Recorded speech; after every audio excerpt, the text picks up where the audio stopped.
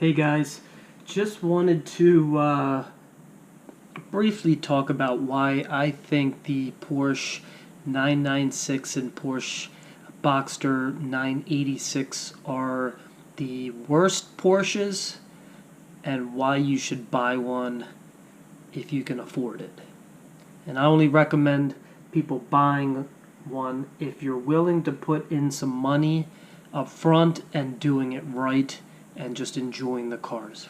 So, one thing about Porsches, obviously, they can be very expensive to maintain. But one thing in particular with these cars is the engines were not very good.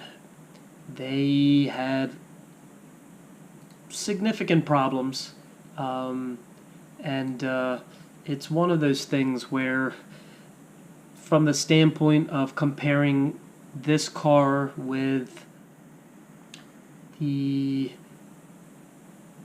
other Porsches and even other cars in general, is that it's basically comparing apples and oranges. This Porsche was plagued with problems, and it all stems from this picture that you're looking at right now.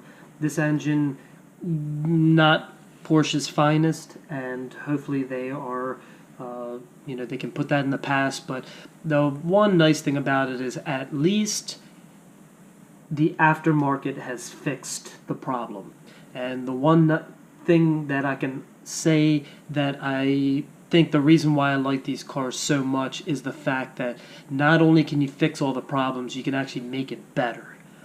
It's not cheap, but you can literally take a car that's still got somewhat old technology and make it better. You can get the engine rebuilt and go from a 3.4 liter to a 3.6 liter, or you can go from the 3.6 liter to 3.8 liter, or even potentially go from the 3.6 to a 4 liter. And I think that there might even be a 4.3 liter version that might be coming out soon too. So the nice thing about it is there's definitely options, and the thing is it can be made better and it can be made more reliable, and it makes the Porsche 996, in my opinion, the better choice. I do agree, or it's debatable, that the 997 has better interior and is just a better overall car. You can debate that. I probably would go with the 997 if I had the choice between the two.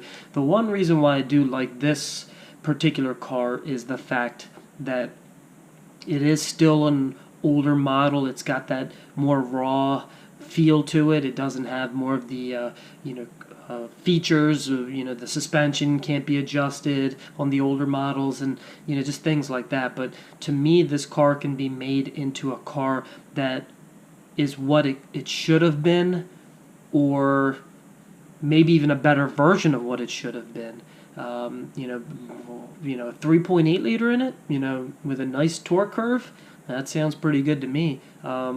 So yeah, I mean, that's why me personally, I think you just don't see them as often as you do see like 996s, or I'm sorry, 997s and newer. And one cool thing about it is if people do know a little bit about these cars, they like to talk about how bad they are. And I love to be able to pull up and talk about, hey, my car doesn't suffer from these problems, and my car doesn't even have a 3.6 liter in it. It's got a 3.8 or a 3.4, or I'm sorry, a 4.0 liter engine in it. That to me is something that I think is kind of exciting, and also I think the negative reputation these cars have received, valid. But I think as they age, people will start appreciating them more, particularly if you can get these cars, back on the road with some reliability.